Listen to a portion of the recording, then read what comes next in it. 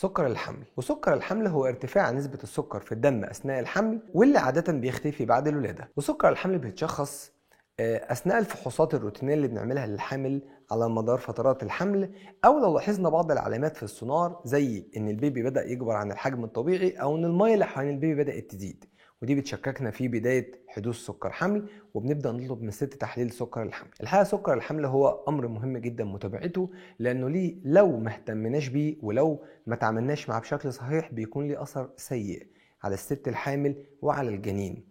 على الجنين في حدوث إجهاض متكرر لا قدر الله، أو مشاكل عيوب خلقية في البيبي، أو حتى إن البيبي يكبر قوي عن الحجم الطبيعي بتاعه، أو إنه يحصل تأخر في نمو الجنين. والتعامل مع سكر الحمل بيكون عن طريق كونسولت كويس وتواصل كويس ما بين دكتور النساء ودكتور الباطنة اللي بيقدروا يوصلوا بالعيانة وبالطفل لبر الأمان. سكر الحمل زي ما هو ليه خطر كبير على الست الحامل وعلى البيبي، لكن لو تابعناه بشكل كويس تعدي الست الحامل ويعدي البيبي بأمان.